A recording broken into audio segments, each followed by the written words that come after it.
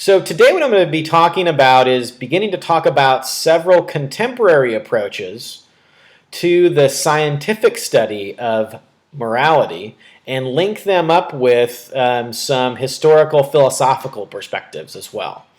So what I'm going to do is kind of give an overview of basically begin to talk about some of the motivations or the ways in which persons make certain moral decisions, and then how that might have an impact on the type of ethical theory one chooses when they are trying to decide how the process, the method, or the procedure they should go about when trying to make different types of moral judgments.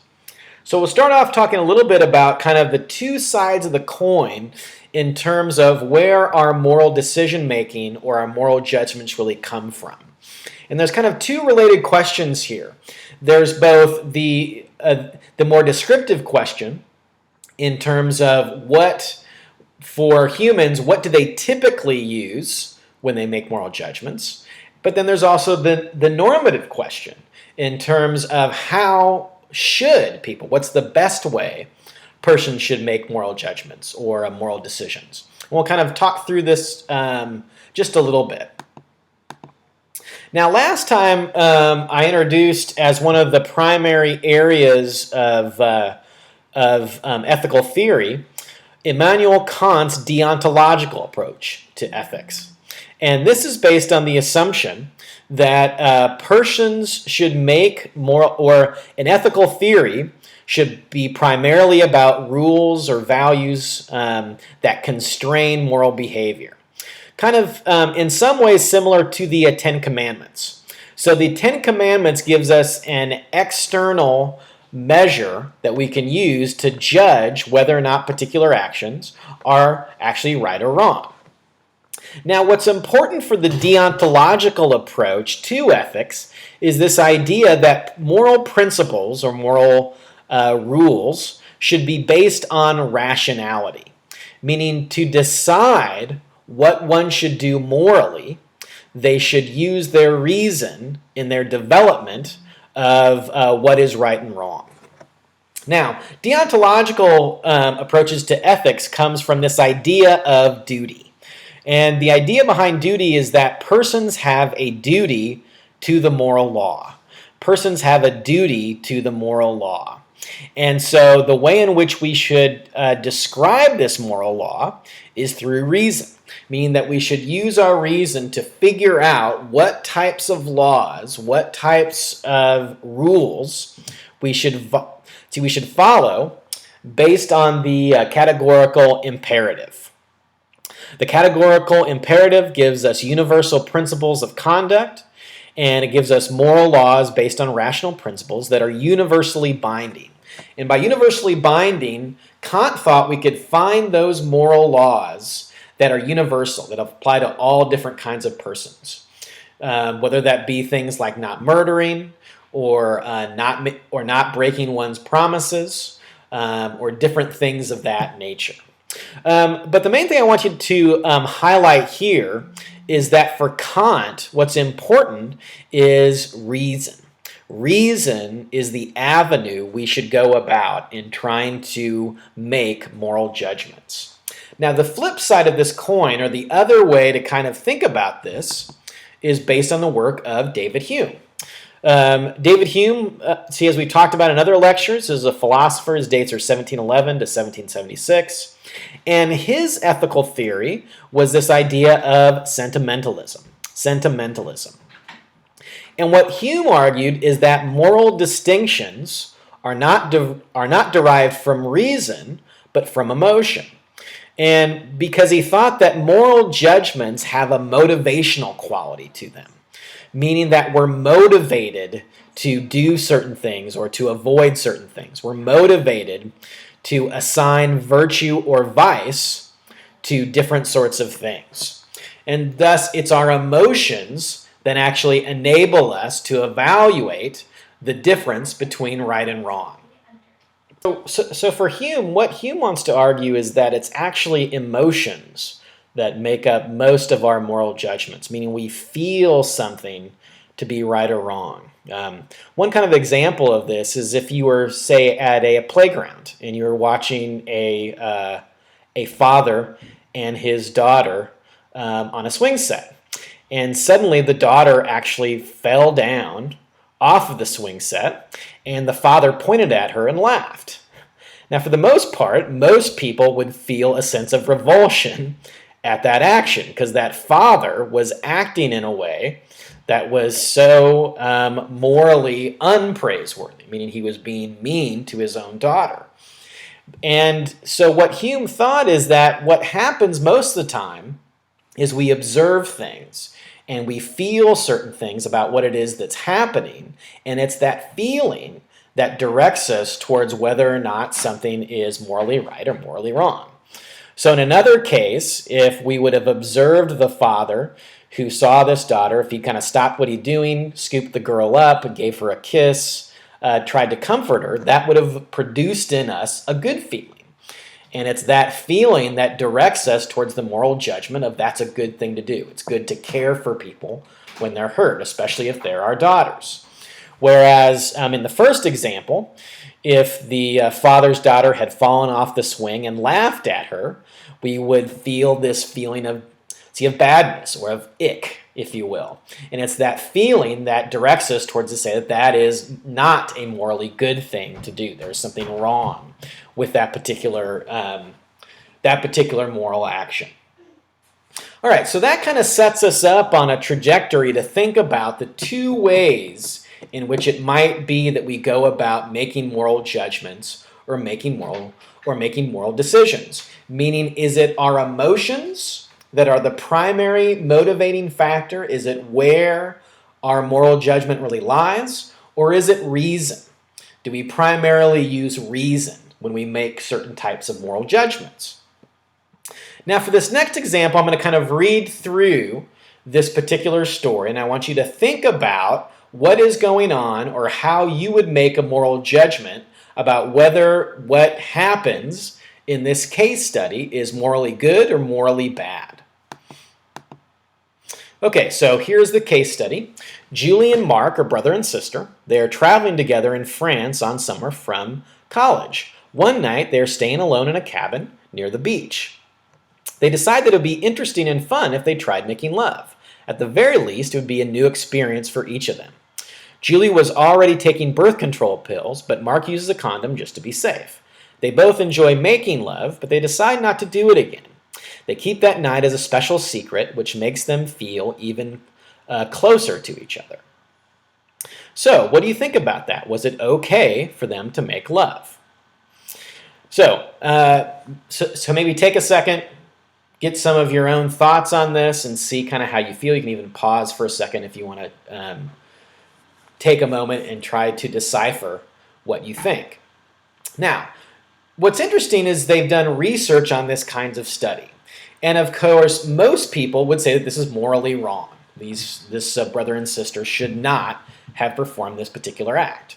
But what I want you to be aware of is where the judgment really comes from. Where the judgment really comes from. Is it reason that is at play, or is it your emotions? And so from research that they've done, and if you kind of think about yourself as you were reading the story, most people read the story and their initial reaction is to feel disgust. Meaning they feel disgust at what's happening in the story, and it's that disgusting feeling that leads them to judge this story as not morally good or morally wrong in some way. And this is actually worked on the case this is based on some of the research of a psychologist named Jonathan Haidt. And his research is trying to look at how persons make moral decisions or how they make certain types of moral judgments. And his idea is that in this case, what's happening is the emotion is what's really driving this particular moral judgment. We feel something about what's going on, and it's that feeling that directs us towards deciding this is morally right or morally wrong. And this causes what Haidt would call a type of moral dumbfounding, in that we feel like something is wrong, but there isn't anything in the story itself that lends ourselves to judge it using our reason as morally wrong. Because if you read through the story, they both agree to it. They both are using plenty of protection in this case. I mean, they're taking birth control pills and using the condom. They both enjoy the experience, and they both feel like it makes them closer. So although we can use outside assumptions to think different things about this particular story, there's nothing in the story itself that really lends us to believe, at least through reason, or to give a rationality for why it was wrong that they did that. And this causes what Haidt would call a type of moral dumbfounding, to where we feel something is wrong, and then we begin searching for reasons in the story to justify our particular feeling, which has caused the judgment, but we can't really find anything in the story itself. There's nothing in the story that would lend us to say, at least according to their specific experience, that what happened was wrong. We can use external things. We can use things as it's a cultural norm to not have these types of experiences. It's wrong what's happened, so on and so forth. But there's nothing we could use through reason or to hold them to a moral standard unless we believe that they were religious in some way, which the story doesn't say that they're religious. And so because of that, there's no actual reason or rational means for deciding that this is wrong. Now, the point of this exercise is not to decide whether or not this type of experience is right or wrong, or whether or not incest is right or wrong. The point is to demonstrate for yourself where your judgment really comes from. And so this is kind of in some ways somewhat of an unrealistic situation, but it's trying to show, or at least Haidt is trying to show, what he believes is going on in moral judgment. In that most of the time we feel something, and then it's based on that feeling that we make certain types of moral judgments. And it's the feeling that really drives our moral decision making. So based on this research and a lot of other research that Jonathan Haidt has done, he's developed what's called the social intuitionist model. The social intuitionist model. And what Haidt believes is that emotion serves as an initial intuition that directs our assessments of different moral situations, meaning we feel something first, and that feeling directs us in terms of the type of moral judgment that we're going to make about whatever situation we're actually looking at. And that the moral reasoning actually follows based on the intuition that we have. So what Haidt would say is that our moral reasoning, or our rationality for our moral judgment, is an ad hoc explanation based on defending our own intuitions. So in a sense, what Haidt would say is we feel something as right or wrong, and then we begin to search for reasons to support the feeling we have. So once we've judged something as being right or wrong, so for example, in the story that we were just doing, we feel that it's wrong, we make a moral judgment that it's wrong, and then we use our reason to try to justify the feeling that we have. And what we try to do is we use feelings to try to influence the intuitions of others. So for example, if someone said that they didn't see anything wrong with the incest story, we might say things, really? You would think that'd be okay? What would you feel like if that happened between you and your sister? So we try to incite emotion in other people to have them actually agree with us. So from Jonathan Haidt's perspective, he would argue that moral decision making is based on this fact that we first feel revulsion at the idea of incest in the story, and then after that feeling of revulsion, we seek a way to try to rationally defend our intuitions. So for Haidt, he would say that reason or rationality is an ad hoc or added on to part of moral judgment. But that moral judgment really happens at the intuitive level or at the emotional level. We feel something to to be right or wrong. We make the initial assessment, and then we search for reasons to support our initial intuitions. And that's basically how moral judgment actually works.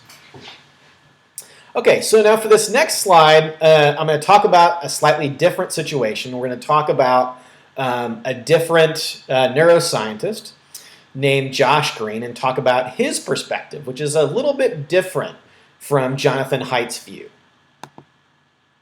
So we're going to start off talking about the trolley problem, the trolley problem. And this was first introduced by Philippa Foot, and it's a way to think about the ways in which we make moral judgments once again. So the idea is that you are here. Okay, you are this person right here. And you come upon this train track, say you're in San Francisco, and there is a runaway trolley. The trolley is coming down the track at a very high amount of speed. You happen to be a bystander, and you're next to this switch. And now you must decide, do I flip the switch, which would steer the trolley away from these 5 people and onto a second track where it would take out this one person or be heading towards this one person, or do I do nothing and allow the trolley to continue on its current course? So a few things. These are 5 strangers, or I'm sorry, these are 6 strangers. You have no idea who they are. They're all, say, adults between 20 to 30 years of age. There's no difference. There's no general difference in terms of age or gender, or anything of that perspective. And so the question that you're faced with is, do you pull the lever, which would cause this trolley to change course, and ultimately it's going to kill this one person, or have it kill these 5 people. So the idea is there's no way to stop the trolley. You can't jump in front of the trolley yourself to try to stop it. You're simply left with this situation of a choice. And if you think about it, this is really a type of utilitarian calculus. I have one person versus 5. My moral decision is 5 lives more important than 1 life, or 1 life more important than 5. Now, in research, what they've done as they've looked at this particular situation is that most people agree that you should pull the lever. You pull the lever, it turns the trolley from these train tracks, and it takes out this one person, but it avoids killing these 5 bystanders. And what's interesting is most people would say that you would be morally wrong to not intervene. Meaning, if you didn't step up and really try to do something, if you had the situation, if you had the ability to pull this lever and you didn't, you would be morally responsible for actually killing these people. That would be morally wrong. You have a moral responsibility if you are there, if you have the means and the ability to pull this lever to try to change the course of the trolley and to at least save these 5 people, even though it sacrifices 1. The idea, if you think about this back in terms of a type of utilitarian calculus, I have 5 people or 1. I need to decide what's the best course of action. Obviously, 5 lives outweighs the life of 1 person. Now, what I want you to do is I'm going to set a second scenario up, and I want you to see how you would feel in the second scenario. The second scenario is called the footbridge problem. So you have a runaway trolley. Its brakes are lost. It is running straight on towards these 5 people. You are on a bridge this time, though. And on top of that bridge is this very large man, a man who is extremely overweight. Now, what you must decide is, should you push this person off of the bridge and onto the train tracks? Because this man is rather large, he will actually stop this trolley from going all the way and killing these 5 people. But of course, you will sacrifice this person on the footbridge. Now, what's interesting, of course, in this particular situation is, of course, most people do not think this is morally okay. Meaning it's not okay to push this person off the footbridge to try to save these 5 people. Now, what's interesting, though, is the utilitarian calculus seems to be the same. In this example, it's 5 lives versus 1. It's 5 lives versus 1. So most people are perfectly fine sacrificing this person to save these 5 people. But what's interesting, in the second condition, in the footbridge problem, what is it that's really changed? It's still one person's life who's going to be sacrificed to save 5 people. What is the difference here? Why are people less likely to do this one than this one? And of course, the research has shown, the research that Green, as well as that Josh Green has done, shows that people are more likely to say this is okay, and they're less likely to say that this is okay. So what is it that's actually at work here? Well, Josh Green, in looking at this particular scenario, developed what he calls the competing processes theory. The competing processes theory. And what he argues is that cognitive and emotional processes actually compete in moral decision making. And what's happening is both of these scenarios are setting up 2 different types of conditions. One is more impersonal and one is more personal. Now, in the impersonal condition, which is this particular condition, when we are a bystander and we need to decide whether or not to pull this lever, because it's more impersonal, because we are not as directly involved in what it is that's actually happening, we can use our cognitive and rational processes to make this appraisal and use the utilitarian calculus to simply choose the 5 over the 1. So what he thought is that the thought of pulling a lever does not activate the emotional centers of the brain. Meaning, in this case, our arousal level is not as strong, or it's not as high as it is in this condition.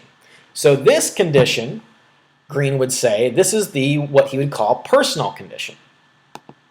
And the personal condition is when emotional processes are used in the appraisal.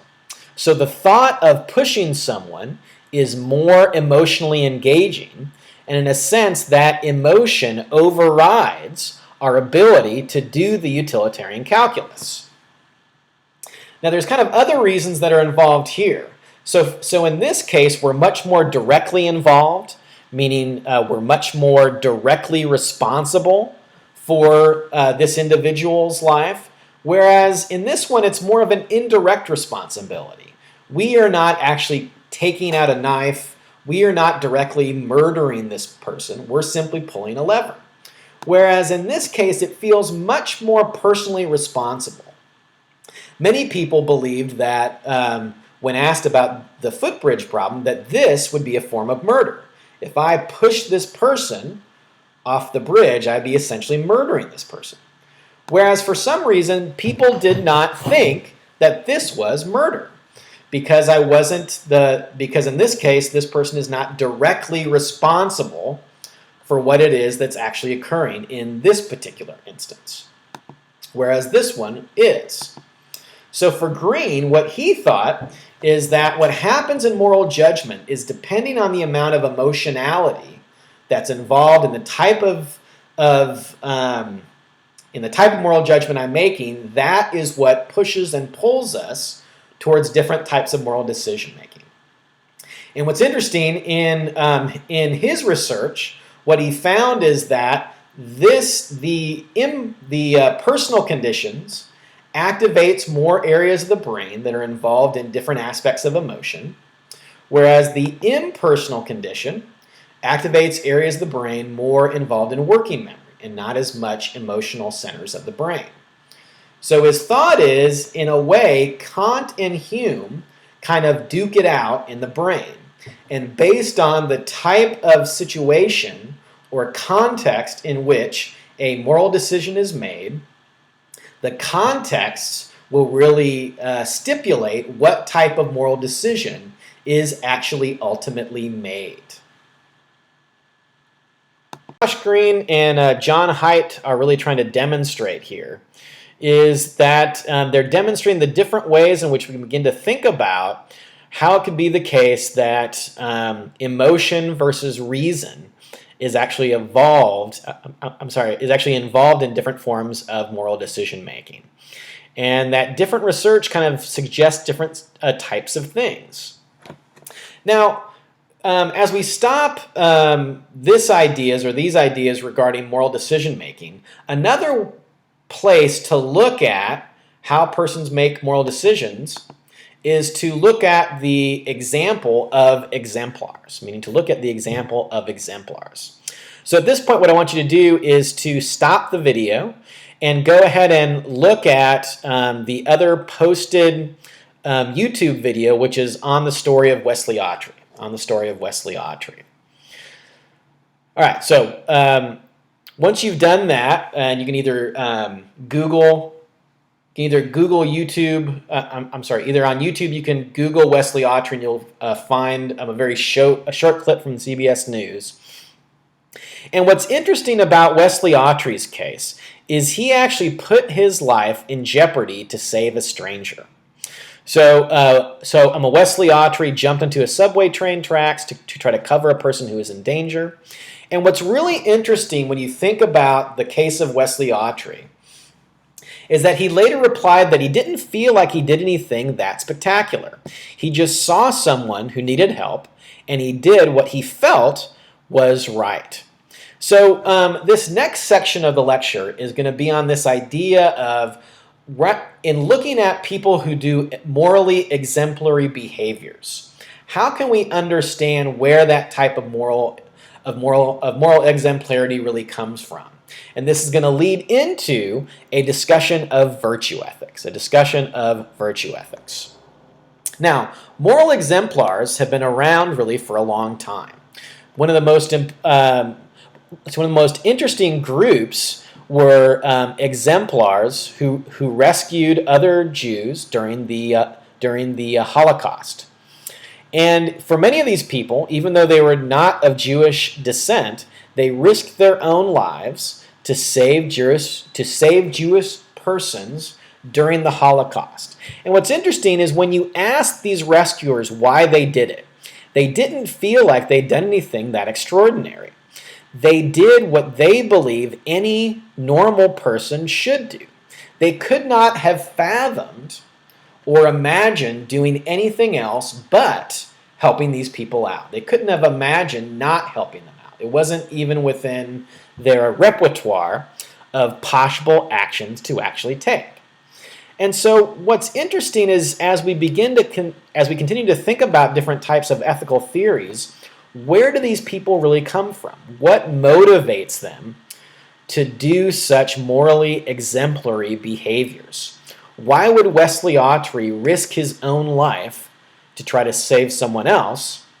And why do people anytime risk their lives to try to save other types of people? And what this is going to lead us to is a discussion of moral exemplarity and this idea of virtue ethics. And of course, you remember from our last lecture that virtue ethics focuses on the character of someone, their own internal character. So we'll start off with talking a little bit about what an exemplar is. So some common definitions of an exemplar is it's someone who embodies certain admirable traits, and exemplars tend to serve as a point of reference, meaning they serve as a reference for how things should be done. They're an example. They serve as usually the best kind of example for certain types of behaviors. So by observing an exemplary person, one learns how to exercise a particular trait. So when we think about virtuous exemplars, these are persons that have certain characteristics that are essential for the moral life. They have certain virtues that allow them to do things moral. And these virtues are what enable their types of moral actions. And virtuous exemplars are persons who are examples for how to behave morally. They give us an exemplary life that we can follow and model our own lives on. Now, to begin to think about moral exemplars, exemplars are a big part of virtue ethics, meaning that virtue ethics was really built on this idea that there are certain virtuous people or moral exemplars that we should model in terms of our own moral actions. So, but to start off with, virtue ethics is based on this idea of eudaimonia. Eudaimonia. And this is a Greek word for happiness or the good life. And really probably the best definition for eudaimonia is this idea of human flourishing. Human flourishing. And what Aristotle thought is virtues are those things that lead to eudaimonia, meaning a virtuous person, a person who has certain types of virtues, these leads them to a human flourishing. So we don't do what is right or good as a way to constrain our behavior, but we do what is right or good because it makes us better people. We get certain goods out of it. It brings us up towards the good life. It leads us towards a better life. So what Aristotle argued is that virtues flow very naturally from the character of moral exemplars.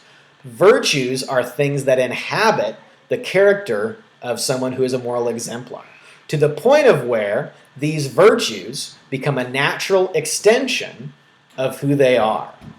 Virtue ethics is thought to be behind this idea that persons do what is right as a natural extension of who they are. They do not have to work very hard at it. Meaning once a person has a virtue, those virtues become such a second part of their nature that they don't have to work very hard at doing what's right. It simply flows very naturally from who they are. So, exemplars are persons who have developed certain habits that embody the moral virtue. Now, it may take a certain amount of work to adapt virtues or to develop certain characteristics, but the idea is once that character is there, moral behavior is second nature to them. It becomes a habit. It becomes something that they do not have to work overly hard at, but it's a natural part of who they are.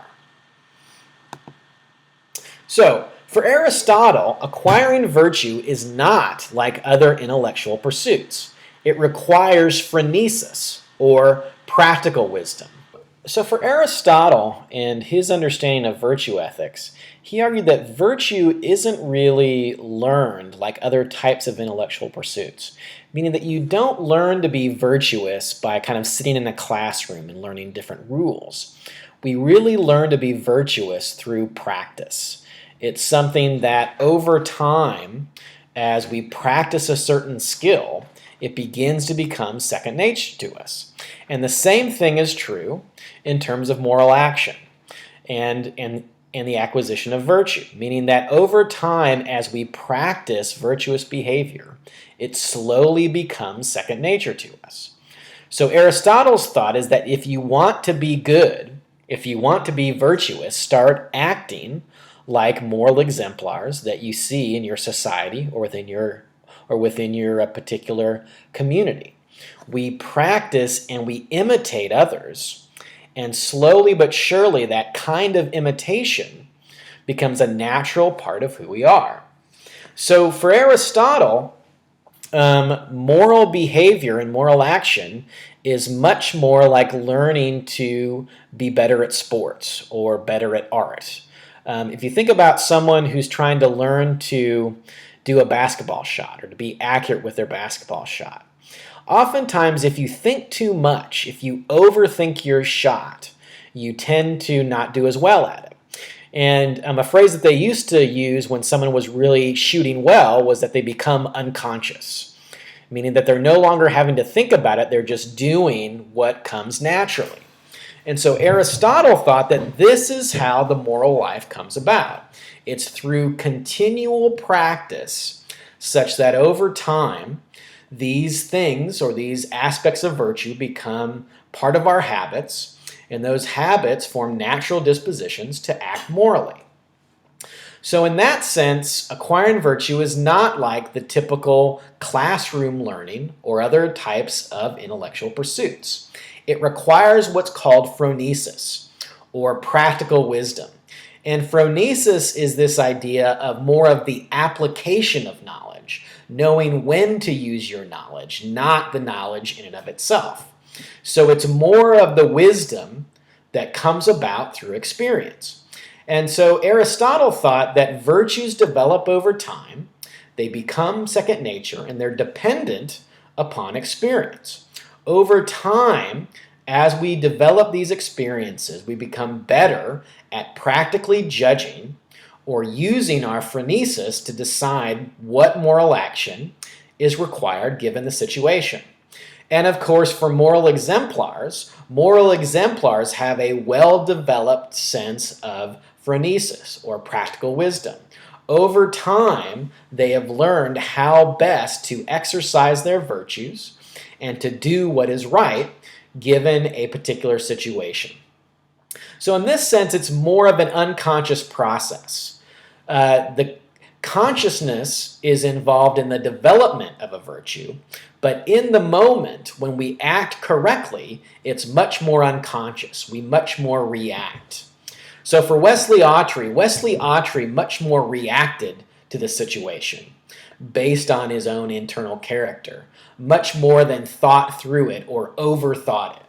And in fact, if he would have thought about it too much, it might have taken away from him doing what is right. Sometimes we can overthink moral action, meaning oftentimes we can think through and find excuses not to do what is moral. And so the thought is behind virtue ethics is once it becomes a natural disposition of character, it leads you to be much more consistent in the types of things that you do. Or for example, if you think about great artists don't always think through each thing that they do. It's much more of an unconscious, intuitive sort of process where they just have this kind of knowing, this kind of idea of what brushstroke to do next, how best to form the clay, and it's much more of an intuitive process. And the same could be said in terms of virtue ethics, this idea that virtues become second nature to us, such that we don't have to work as hard to decide what to do or what's the right thing to do. So for Aristotle, humans are ultimately teleological beings. And what teleology means is it comes from the Greek root word of telos, and telos means goal. And what he thought is that humans are always going towards some sort of goal. So depending on your actions, each of our lives is leading us towards some way, towards some showing of what our morality looks like. Each behavior that we do will culminate or point us in the direction of a certain type of goal. And Aristotle thought that the development of virtue will ultimately lead us to achieve telos. And back to this idea of eudaimonia, meaning that if we develop virtues, they will lead us towards the good life. And of course, all of us, each one of our behaviors and each one of our lives is leading us in a certain direction. So if you are on the couch watching TV all day eating potato chips, that is leading you towards one type of behavior or one type of goal or one type of end. Whereas if you're exercising regularly and you're eating right, that's leading you to a different kinds of telos. So the consciousness comes from directing yourself to try to develop the habits necessary to form different types of virtues. And virtues are ultimately the goods that will lead us towards a good telos or a worthwhile telos. In this case, eudaimonia. So the virtue of character allows us to live according to reason, and the virtue of thought allows us to actually contemplate our particular reason. So what's different about virtue ethics and what distinguishes it in a lot of ways from the deontological approach is that virtues are internal goods which lead to proper action. So rule-governed ethics or deontological ethics is based on doing and trying to decide what action should come next. Whereas virtue ethics is much more based on being. It's about what your internal character, what your internal dispositions are, and how those lead to moral behaviors.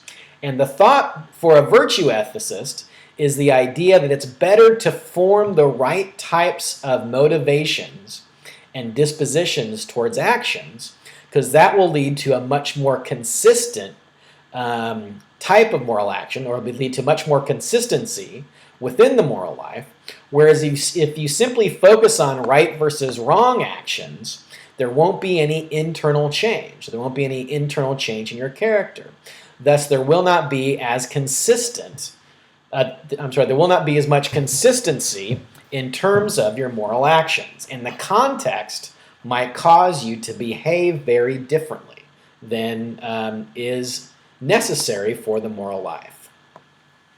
Now, a second aspect that's important for Aristotle's view of virtue ethics is this idea of seeking the mean, or this idea sometimes it's referred to as the golden mean. And what he is talking about here is that strength of character involves finding the proper balance between two extremes. So for any characteristic, you can either be on the excessive end of something, meaning you have too much of something, or you can be deficient on some sort of characteristics, meaning you have too little of something. And what Aristotle thought is that the process of character formation is finding your way between these two extremes towards something more in the middle. So a virtuous person is someone who over time and through practice has gone back and forth on excess of something and deficiency of something until he or she has found that mean, the golden mean, somewhere in between. So the virtuous person embodies the wisdom of learning from one's own mistakes. Now here's some examples of finding the mean. These are examples. You don't have to have all of these essentially memorized. It's more of the process involved in forming different types of virtues. For example, so the sphere of existence here is the attitude towards oneself. So the attitude you have towards yourself. So you could have an excess of attitude towards oneself. And that, of course, leads to arrogance, to conceit, egoism, narcissism, and vanity. So that's when you have too much of that. But you can also be on the other side, where you have, say, for example, poor self-esteem, or servility, or self-deprecation. So this would be a deficiency in the sphere of existence. But what Aristotle thought is we need to find this place in the middle, somewhere to where you have a proper self-love, proper pride, proper self-respect that doesn't fall into the realm of arrogance, but isn't purely self-deprecating either. It's somewhere in the middle here. So you have a proper sense of self-love. You care about yourself. You can be proud of your own accomplishments, but it doesn't go too far. It's not in excess. But you don't, at the same time, downplay your accomplishments or downplay your worth, which would be the deficiency. Rather, you find yourself some way in the mean. And moral development or moral maturity often comes from going back and forth between the extremes until you find yourself in the center. So here's a second example, attitude towards the offenses of others. Now, if you're in excess of this fear, you might seek revenge, you might seek a grudge, you might hold on to certain resentments towards someone.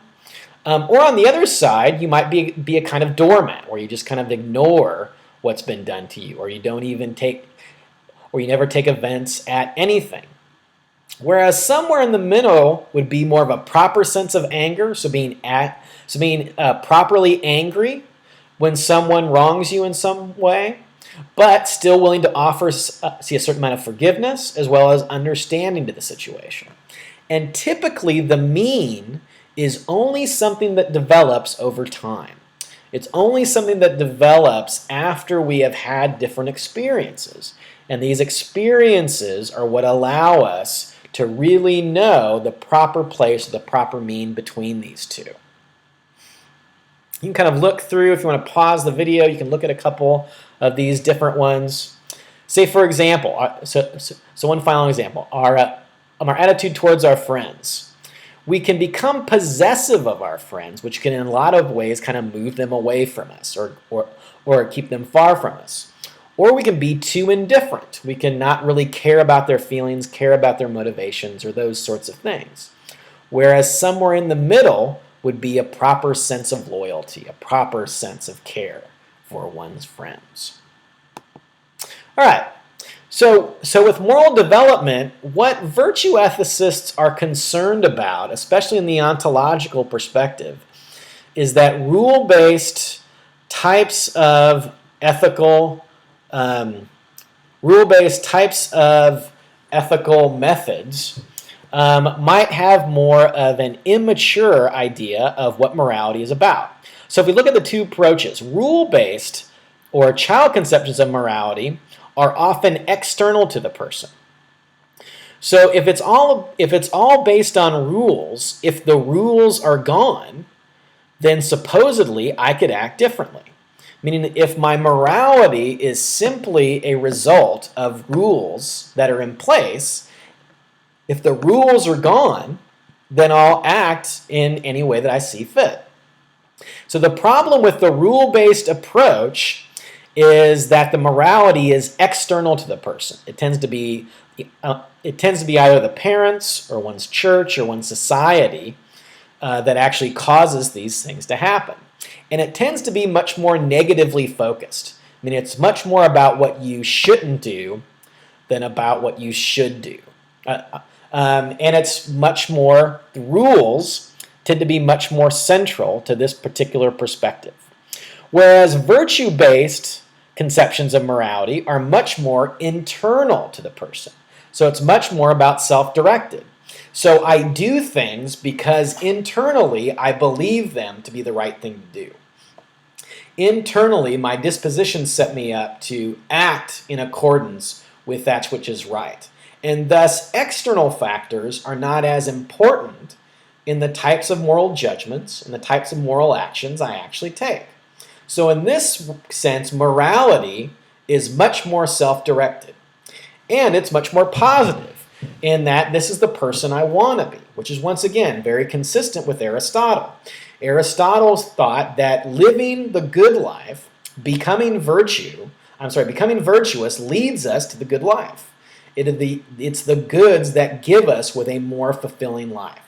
So in that sense, virtues are central. So for some virtue ethicists, they would say that a rule-based approach is an early form of moral development that needs to be matured to a virtue-based or character-based conception of morality. Because for many of us as children, we start off following rules because we're told to, because we're told by someone else that that's the way it should be. But it's not until those rules become internalized and we have our own reasons for performing those actions that we can truly become moral and truly become virtuous irregardless of different contexts, such that the context does not define my moral behavior, but my character defines my moral behavior. All right. I'm going to end here by talking a little bit about some of the work of Linda Zagzebski. She is a philosopher at the University of Oklahoma. And I want to talk a little bit about the way in which she goes about trying to describe virtue and the relationship between virtue and moral exemplars. And this is actually found in her book, Divine Motivation Theory, which is kind of an excellent read, or a more contemporary virtue ethics approach that really uses a lot of work from moral exemplars. And what Zagzebski begins by arguing is that moral exemplars are a concrete example of virtue that begin the development of conceptual definitions. And what she's meaning by that is that rather than starting with a very abstract moral law or moral rule, what we should start with is a very concrete example of something that is good. We start off with a moral behavior that we believe to be virtuous or we believe to be right. And then we build the conceptions on top of that. So rather than starting with the abstract, we should much more start off with things that are happening in real life. And of course, exemplars are distinguished by their exercise of practical reason or phronesis. So it's much better to start a moral ethical theory based on the example of, say, someone like Martin Luther King or Gandhi, or someone whose life has really shown the importance of some virtue. And then we begin to develop the conceptual definitions based on that, rather than starting conceptual definitions first and trying to form people into those particular conceptual definitions. So, and for Zagzebski, phronesis comes about because exemplars have the right motive at the right time, meaning their motives are set up in such a way that it leads them to the right kinds of actions. And what's in some ways somewhat different about Zagzebski's view is that motives are ultimately emotional states. Motives are ultimately emotional states, and it is the emotion that acts as the motivation that leads us towards correct moral actions. So each emotion has a thick concept that represents the intentional object of the emotional state. So for example, I may have a feeling about someone or wanting to help someone, and the thick concept associated with that emotion would be something like compassion.